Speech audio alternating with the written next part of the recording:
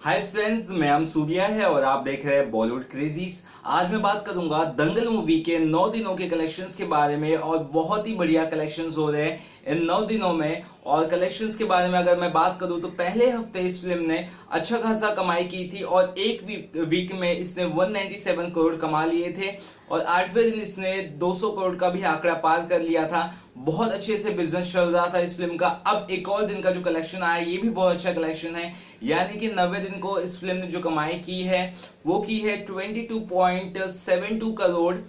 यानी कि अब इस फिल्म का जो टोटल हुआ है वो हुआ है 239.01 करोड़।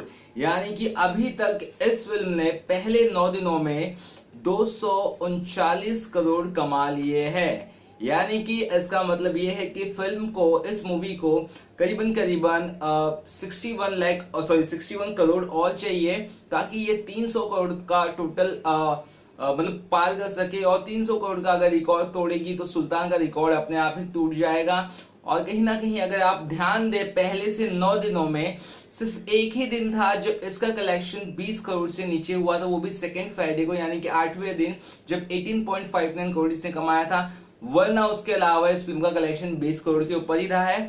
और इन कलेक्शंस तो ये लग रहा है कि एक और दिन होने के बाद ये 250 करोड़ पार कर लेगी। 239 करोड़ ही है, ज्यादा वक्त नहीं है, मतलब सिर्फ 11 करोड़ बाकी है 250 करोड़ कलेक्शन करने में, तो वो भी पार कर लेगी। और मैं आपको एक कह रहा था बात की, अगर ये हाफ भी कलेक्शन करती है पहले वीक से, हाफ मतलब 50%, यानी कि अब 197 करोड़ पकड़े, मतलब 200 करोड़ पकड़ ली, उसका हाफ भी करती 100 करोड़ दूसरे वीक में, तो आराम से ये सुल्तान का रिकॉर्ड ब्रेक कर देगी। लेकिन इसका जिस हिसाब से कलेक्शन हो रहा है वो 70 से 80% हो रहा है सेकेंड वीकेंड के हिसाब से। बहुत अच्छा कलेक्शन हो रहा है और इस हिसाब से मुझे लग रहा है इस ये वीक खत्म होते होते 50% का जो मेरा एक मैंने सोचा था थॉट वो नहीं है, उससे भी ज्यादा अच्छा कलेक्शन होगा इसका। 65 से लेकर 70% तक सेकेंड वीक में इस फिल्म के आएंगे। तो आप समझ सकते हो ये, मैं आपको ये भी बोल रहा था कि शायद 2 हफ्ते लगे इस फिल्म को 300 करोड़ पार करने में। अब मैं आपको ये लिख के देता हूं या बोल भी देता हूं कि 2 वीक भी नहीं लगेंगे इसे 300 क्रॉस होने में। मुझे लग रहा है अब ये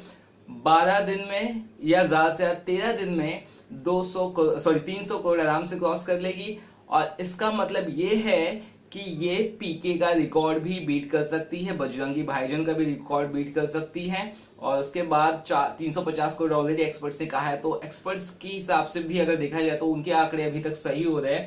तो फिल्म को टेरिफिक रन है, कोई इश्यू नहीं भाई, कोई टेंशन। इस सेकेंड वीक में भी कोई कंपटीटर नहीं है, कोई क्लैश नहीं है, तो यार अच्छी बात है। तो देखते किस तरह से आने वाले दिनों में इस मूवी के कलेक्शन सामने आते हैं। आई होप आपको ये कलेक्शंस के आंकड़े पसंद आए होंगे। कई लोगों ने ये भी कहा कि कलेक्शंस के आंकड़े फेक है, उस पर भी मैंने वीडियो बनाया था, उस पर भी काफी अच्छे रिएक्शंस आए, कमेंट्स आए। लेकिन एट द एंड हमारा एक चीज फंडा है कि हमारे पास कुछ ऐसा किसी के पास प्रॉपर सोर्स नहीं कि प्रॉपर सही आंकड़ा दिया जाए, इसलिए हमेशा हमारे कलेक्शन फिगर्स में काफी ज्यादा दिक्कतें होती है। कहीं दूसरा कलेक्शन फिगर होता है तो कहीं दूसरा होता है, बट कहीं कोई बात नहीं, कलेक्शन अच्छा आ रहा है। क्योंकि हम कुछ ब्लेम नहीं कर सकते, बिकॉज आई थिंक एक ट्रेड एक्सपर्ट लाई कर सकता है, हर कोई ट्रेड एक्सपर्ट झूठ नहीं बोल सकता। तो उस हिसाब से हम कलेक्शन पे विश्वास आई थिंक करना चाहिए। और आई होप फिल्म का ये कलेक्शन आगे भी इसी तरह चलता रहे, क्योंकि हमारे पास कोई प्रूफ नहीं है भाई, विश्वास तो करना ही पड़ेगा कलेक्शंस पे।